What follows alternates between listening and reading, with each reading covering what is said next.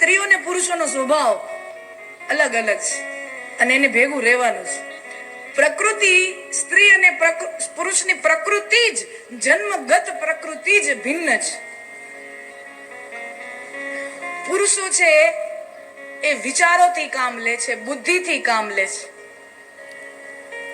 અને સ્ત્રીઓ છે ભાવ પ્રધાન છે, એ લાગણીથી કામ લે છે. પુરુષો એટલી બુદ્ધિથી કામ લે કે ઘણી વખત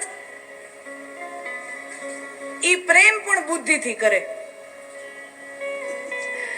એટલે ઈ પ્રેમ પણ બુદ્ધિથી કરે, અને એટલે જ મોટા ભાગના પુરુષોના પ્રેમ ખોટા હોય છે, કારણ કે એનો પ્રેમ એ બુદ્ધિથી થાય છે.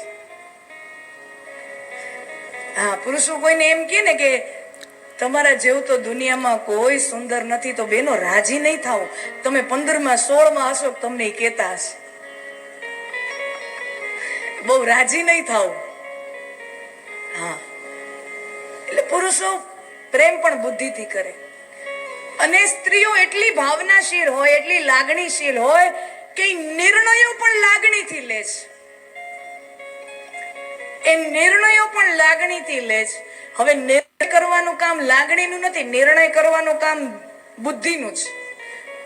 એટલે લાગણીથી લેવાયેલા નિર્ણયો મોટા ભાગના ખોટા નીવડતા હોય છે.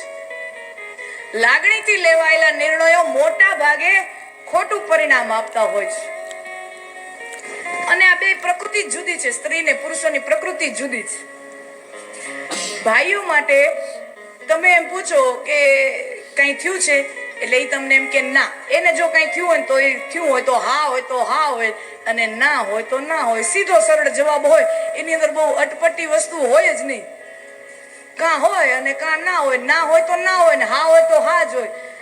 બહેનોની હા એટલે હા જ હોય એવું જરૂરી નથી, અને બહેનોની ના એટલે ના હોય એ પણ જરૂરી નથી. હા, પતિ દેવો બધા ઘરે આવે ઓફિસેથી થાકી પાકીને, અને જુએ કે અંદર ઠામણા ખખડે છે. ઘરમાં ગરમ વાતાવરણ છે, એટલે હું ઘરની બારે ચપ્પલ બપ્પલ ઉતારે, ત્યાં જ એને ખબર તો પડી જાય કે અંદર ઠામણા ખખડે છે. એટલે બીતો બીતો બીતો અંદર આવે, અને મોઢું ચડી ગયું હોય એટલે સ્વાભાવિક જોતા જ ખબર પડી જાય. એટલે પતિ જરાક ધીરેકથી પૂછે કે શું થયું છે આજે? કાંઈ નથી થયું.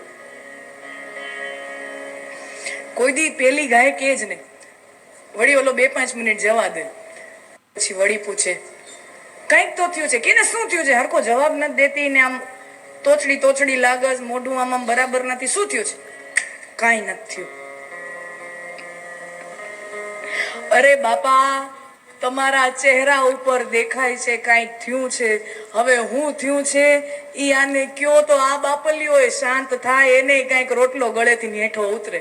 હે, એટલે સ્ત્રીઓની હા એટલે હા અને ના એટલે ના એવું જરૂરી નથી. સ્ત્રીઓ જોગમાયા છે, બહુ અટપટી રચના છે ઈશ્વરની. ઈશ્વરની બહુ અટપટી રચના છે, એટલે જ જીવન જીવવા જેવું છે. હા, એટલે જ જીવન જીવવા જેવું છે. જો સ્ત્રીઓ જો ન હોય તો ઘર રહે જ નહીં, પરિવાર રહે જ નહીં. કારણ કે સ્ત્રી પોતાના રંગોને પોતાની અંદર, હવે જો આપણે તમે કથાઓ જોશો ને, તમે જોજો ઓલો ડ્રોન ઉપરથી ઉડ્યો જાય ને, યુટ્યુબમાં જોજો, આ પલ્લો જે હોય ને રંગીન હોય છે. આપણી કથાના વિડીયો જોજો, આ બાજુ ને પચરંગી રંગ હોય, આ બાજુ એક ધોળો રંગ જ હોય છે. આપણા કથાના વિડીયો ઉપરથી આ ભાઈ ડ્રોન ઉડાડે ને, એ જોજો, આ બાજુ પચરંગી હોય છે. અહીંયાથી બધું જો પચરંગી, લાલ, પીળો, લીલો, ગુલાબી, આમ 5 રંગો 10 રંગો મેઘધનુષ જેવું લાગે. આ બાજુ તો એક જ રંગ, ધોળો. હા, એટલે જીવનમાં જે રંગ લઈ આવે છે, જીવનમાં જે ઉમંગ લઈ આવે છે, જીવનમાં જે ઉત્સવ લઈ આવે છે ને, એ આપણા ઘરની સ્ત્રીઓ આપણા જીવનમાં એ રંગ, ઉત્સવ અને રંગ લઈ આવે, ઉમંગ લઈ આવે છે. અને હું તો એટલે જ ખાસ કહેતી હોઉં, ચલો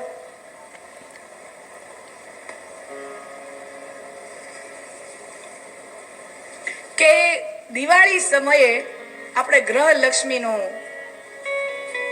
લક્ષ્મી પૂજા કરતા હોઈએ, દિવાળી સમયે લક્ષ્મી પૂજન આપણે કરતા હોય. હું હંમેશા આ વાત કહેતી હોઉં કે દિવાળીના આપણે આખો પરિવાર, આપણા બધા લોકો મળી અને આપણે લક્ષ્મી પૂજન કરતા હોઈએ ત્યારે એક ગુલાબનો ગુલદસ્તો લઈને કે એક ફૂલની માળા લઈને કે એક ફૂલ લઈને આપણા ઘરમાં જેટલી પણ સ્ત્રીઓ છે, નાનકડી દીકરીથી લઈને, પત્નીથી લઈને, બેનથી લઈને, માથી લઈને જેટલી પણ સ્ત્રીઓ છે, બધા ભાઈઓ બધાને એક એક ફૂલ આપો કે સાચા ગ્રહ લક્ષ્મી, સાચા લક્ષ્મી તો તમે છો.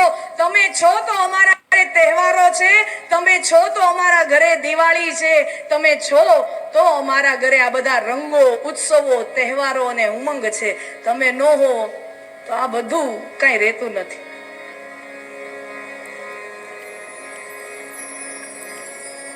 હા, આ બધા ભાઈઓ 4-5 ઘરમાં હોય, 4-5 ભાઈઓ ઘરમાં, સ્ત્રીઓ જ ના હોય તો 4 ભાઈઓ પોતાને એકબીજાને આમ મૂછનો તાવ દઈને જોયા રાખે બધા એકબીજાની સામું. ચા કરને તો ઓલો કે મેં તો કાલે જ કરી હતી, આજ તમારો વારો, તમે કરો. બધા એકબીજાને ખો દીધા રાખે. આ તો આપણી માવડિયું છે, આપણી પત્ની છે, આપણી માઉં છે, આપણો ઘર. અચ્છા, બહુ સરસ મજાનો શિવજી વિશે કે શિવજી છે ને ભિક્ષા માંગતા ફરતા હોય, એવા આપણે છબીઓ છે કે શિવજી ભિક્ષા માંગે છે, પાત્ર લઈ અને ભિક્ષા માંગતા હોય. તો આપણા કવિઓ સંસ્કૃતમાં અને કાલિદાસે પણ ખૂબ સરસ મજાનો વિનોદ કર્યો છે ને આપણા લોક કવિઓ જે હોય પોતપોતાની ભાષામાં બહુ સુંદર વિનોદ કરે કે ભગવાનને ભિક્ષા માંગવા જવું જ પડે ને. શું કામ? કારણ કે ઘરમાં ખાવા વાળા મોઢા જેટલા જ, પૂરું જ પડે ને એટલા ખાવા વાળા મોઢા જ. કાહે ના માંગત ભીખ ફિરે, ઘર મેં નહીં એક હું અન્ન બધેલા. મુખ એક જો હોય તો પૂરો પરે, મુખ હી મુખ ઘર મેં હી જમેલા. ચતુરાનન બાપ મહાદેવ છે એ બ્રહ્માજીના ભ્રુકુટીમાંથી પ્રગટ થયા છે. એટલે કહેવાય મહાદેવના, આમ તો અજન્મા છે પણ છતાં પુરાણોમાં એવો ભાવ આવે કે બ્રહ્માજી, હવે બ્રહ્માજીના 4 મુખ છે એટલે કહેવાય ચતુરાનન. તો ચતુરાનન બાપ, પંચાનન આપ, પોતે પંચાનન છે, શિવજી 5 મુખ વાળા છે. ચતુરાનન બાપ, પંચાનન બાપ, ષડાનન પૂત, દીકરો ષડાનંદ છે. કાર્તિકેયજીને 6 મુખ, દીકરો ષડાનંદ છે. पंचानन चतुरानन बाप, पंचानन आप, षडानन पूत और गज गणपति और नंदी तबेला. અને બીજો દીકરો ગણપતિ. ખાવા વાળા કેવડા, મોઢા ગણજો. શિવજીના પરિવારમાં ખાવા વાળાના મોઢા ગણો. એક નંદી આખા તબેલામાં હોય, ગણપતિજી. હા, એક હાથીનું મોઢું કેટલું ગાઈ જાય, ગણપતિજી કેટલું ગાય, એને કેટલું ભોગ લગાવવો પડે.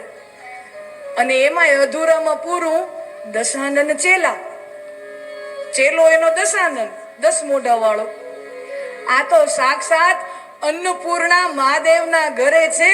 એટલે મહાદેવના પરિવારમાં ક્યારેય અન્ન ખૂટતું નથી, ભોજન ખૂટતું નથી. સાક્ષાત અન્નપૂર્ણા મહાદેવને ત્યાં છે, સાક્ષાત અન્નપૂર્ણા મહાદેવને ત્યાં છે.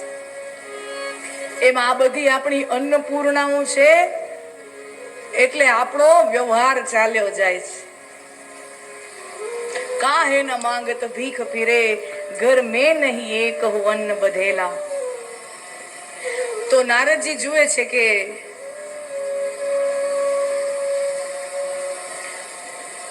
બધા લોકો એક વાર લગ્ન કરીને હેરાન થયા હોય તો ભગવાનને તો એક માણસનું દુઃખ ગુણ્યા 16,000 થવું જોઈએ. ભગવાનને 16,108 રાણી છે તો 16,000 ગણું દુઃખ હોવું જોઈએ. પણ કૃષ્ણ ભગવાન તો સદાય પ્રસન્ન ચિત્ત છે, સદાય મુસ્કુરાહટમાં છે, સદાય મુસ્કાન એના મુખમંડલ ઉપર હોય. નારદજી જોવા જાય છે નારાયણ નારાયણ કરીને દ્વારકામાં આવ્યા. પ્રભુએ પ્રણામ કર્યા. નારદજી આપ અહીંયા? પ્રભુ તમારો ઘર સંસાર જોવા માટે આવ્યો છું, તમારું દાંપત્ય જીવન જોવા માટે આવ્યો છું. બધા લોકો દુનિયામાં દુખી છે, તમારે તો આટલી બધી રાણીઓ છે, આટલી પત્નીઓ છે, તમે ક્યારેય દુખી નથી. તમારો ઘર સંસાર મારે જોવો છે. ભગવાન કે આપણું જીવન ખુલ્લી કિતાબ જેવું છે, આપણું જીવન ખુલ્લી કિતાબ જેવું છે. આ મારો રાજમહેલ રહ્યો, આ મારી આટલી રાણીઓ છે, આ મારી પત્નીઓ છે, તમારે જેને પૂછવું હોય પૂછી લ્યો. આપણું જીવન ખુલ્લી કિતાબ જેવું છે. પછી કહેવાય છે, કથા છે, નારદજી એક એક કક્ષમાં રાણીને મળવા જાય છે. ત્યાં એક એક કક્ષમાં એક એક રાણી સાથે ભગવાન શ્રી કૃષ્ણના દર્શન નારદજીને થાય છે. ભગવાન કૃષ્ણના દર્શન એક એક રાણી સાથે થાય છે. અને નારદજી સૌ રાણીઓને પૂછે કે આમ તમને કોઈ તકલીફ ખરી? આમ આવડી બધી પત્નીઓ હોય તો તમારામાં કંઈક ઓછું ધ્યાન દેવાતું હોય, તમને કંઈક ઓછો પ્રેમ મળતો હોય, ઓછું ધ્યાન દેવાતું હોય, આમ કોઈ તકલીફ ખરી? તમારો બર્થડે તો યાદ રાખે ને. પત્નીઓને તકલીફ ઈ હોય તો ના નારદજી, આ જન્મે શું, અમને તો જન્મે જન્મે જ શ્રી કૃષ્ણ અમારા પતિ રૂપે મળે. અમે તો એના માટે તપસ્યા કરશું કે જન્મે જન્મે, આ જન્મે નહીં, હરેક જન્મે શ્રી કૃષ્ણ અમને પતિ રૂપે મળે. અમે બહુ આનંદમાં છીએ.